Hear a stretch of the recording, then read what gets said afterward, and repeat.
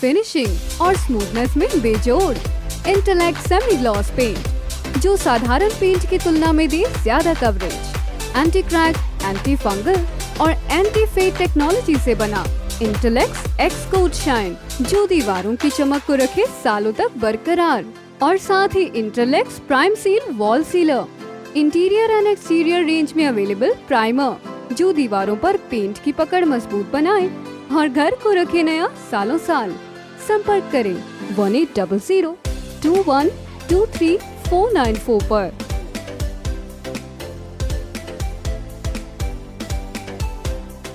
Nile उसमें से बनाई जा सकती है। ऐसा एक उद्योग के लघु स्वरूप को भी गौशालाएं खड़ा कर रही हैं ताकि जो गौशालाएं हैं वो अपने पैरों पर खड़ी हो जाए और उनको बहुत ज़्यादा कठिनाई ना पैदा हो। फिर भी हम जो है गौशालाओं के माध्यम से सारे विषय पर ध्यान रखे हुए हैं। एक कठिनाई दूसरी है कि पंजाब और राजस्थान के भी बहुत बेसारा पशु वो इधर घुसते हैं, आते हैं, क्योंकि हम टैगिंग करते हैं। टैगिंग करने के बाद हमारे अपने जो प्रदेश के पशु उनकी पहचान तो हो जाती है, लेकिन बहुत पशु जो हैं बाहर से भी जब इन्फिल्ट्रेट करके आते हैं, खास करके राजस्थान से बड़े बड़े झुंड जब आ जाते हैं, वो दुधारू पशुओं को तो अपने साथ वापस ले जाते हैं, लेकिन जो अनुपयोगी जो पशु हो जाते हैं उनको वापस यहीं छोड़ जाते हैं। तो ये एक ऐसी कम्प्लेक्स समस्या है। इसमें सब मिल करके अच्छी बात यह है कि विपक्ष ने भी सहयोग करने का इसमें आश्वासन दिया है और सहयोग वो भी करेंगे, जनता से अपील करेंगे। केवल सरकार नहीं तो जनता को, यानी जनता के सहयोग के साथ सरकार अपना काम करेगी, जनता के लोग इसमें अपनी भूमिका निभाएंगे तो इस समस्या पर हम हल पाएंगे। बरसात और बेमौसमी जो हुई है और गिरदावरी के लिए कुछ सुविधा नहीं, गिरदावरी का जैसे मैंने बताया सदन में भी मैंने ये स्पष्ट कर दिया है कि जो सामान्य गिरदावरी होती है वो फरवरी के महीने में होती है, 1 फरवरी से लेकर 28 फरवरी तक। 1 मार्च के बाद अगर कोई इस प्रकार की कठिनाई समस्या होती है जहाँ की स्पेशल गिरदावरी करानी हो तो वो स्पेशल गिरदावरी कराई जाती है।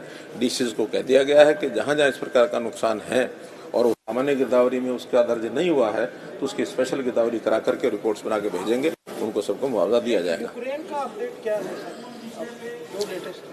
यूक्रेन का अपडेट है कि 1784 ऐसे नामों की सूची हमारे पास विदेश मंत्रालय से आई थी, जिसमें से हमने संपर्क किया है तो उसमें से 83 ऐसे हैं जो हमारे प्रदेश के नहीं मिले हैं, दूसरे प्रदेशों के हैं। तो 1701 ऐसे जो हरियाणा के विद्यार्थी हैं, जिसमें से 663 विद्यार्थी इस समय तक वापस आ चुके हैं।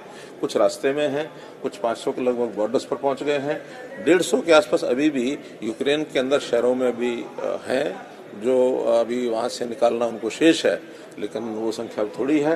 लेकिन हम प्रयत्न कर रहे हैं कि वो सब भी किसी न किसी माध्यम से बॉर्डर्स तक पहुँचें ताकि बॉर्डर्स पर दूसरे देशों में जो हमारी मिनिस्टर्स भी गए हुए हैं सारे, और 4 जगह पर हमारे मिनिस्टर्स गए हैं, और हमने सेना की भी व्यवस्था की है कि सेना के द्वारा भी वहाँ से इंसुलेट किया जा सके। और मुझे लगता है कि बहुत जल्दी ये समस्या हल होने वाली है और सब लोग सकुशल हरियाणा के वापस पहुँचेंगे, सारे देश भर के लोग वापस आएंगे।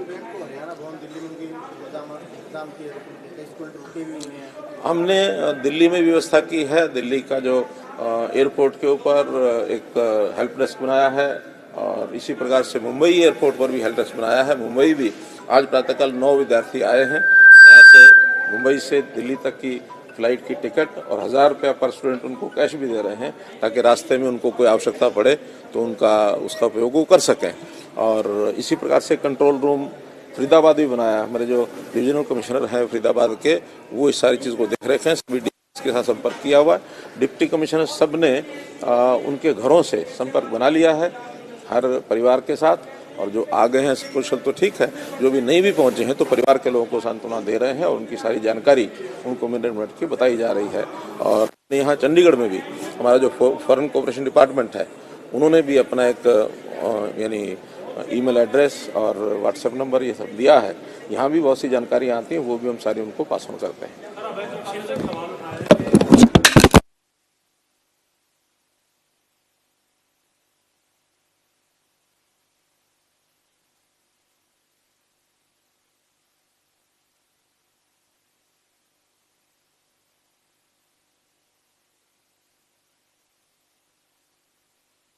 डीजल के वाहन है और 15 साल पुराने जो पेट्रोल के वाहन, उन सबको ही उसमें श्रेणी में रखा है। लेकिन हमने पिछली बार भी ट्रैक्टर्स को इसमें छूट दी थी और अभी भी हमारा मत ये है कि हम उस छूट को बढ़ाएंगे और उसमें से रास्ता क्या निकल सकता है केंद्र सरकार के साथ हम मिल करके मैंने तो रास्ता उसका जरूर निकालेंगे। पिछले विधानसभा सत्र में भूपेंद्र सिंह हुड्डा ने पिछले विधानसभा सत्र में भूपेंद्र सिंह हुड्डा जी ने चैट पड़ी और ये कहा कि ऐसे ऐसे कुछ घपला घोटाला हुआ। आज उन्होंने काजा ने कहा कि एक जिला के उपायुक्त जो है वो पैसे मांग रहे हैं, शासन सहयोगी का नाम बोला गया। इस तरीके की बात सदन में होना सर उसकी बात जब आपने पिछली बार भी कहा तो आपको उन्होंने वो कागज नहीं सौंपा, आज नाम नहीं बताया।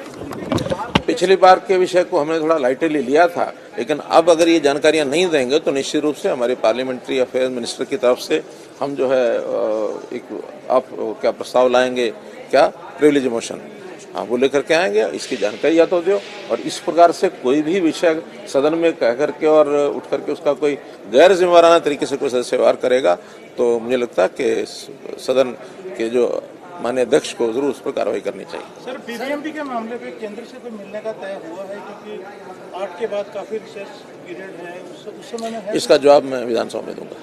अच्छा, आज एक सदन में सरकार की तरफ जवाब दिया कि पेंशन को लेकर 3.5 लाख इनकम जो सालाना वाले जबकि पहले कहा जाता था कि 1,80,000। नहीं 1,80,000 की बात कभी हमने नहीं कही। ये कांग्रेस से समय ही इसको 2 लाख किया गया था, लेकिन 2 लाख से ऊपर के भी बहुत लोग पेंशन ले रहे हैं। अभी उनको कोई बात हमने कही नहीं है, बल्कि हमने तो परिवार पहचान पत्र के माध्यम से ऐसे परिवारों की पहचान की है कि जिनको पेंशन जो लेने आए नहीं या उन्होंने फार्म नहीं भरे और या उनको कोई कठिनाई आई होगी, जो पेंशन नहीं ले पा रहे हैं, ऐसे 22,000 परिवारों को हमने छांट लिया है। उन 22,000 परिवारों का हमने फील्ड के अंदर सर्वे कराने के लिए भेज दिया और मुझे लगता है इस महीने के अंदर वो जैसे सूची आ जाएगी उन सब 22,000 परिवारों को भी पेंशन हम देंगे।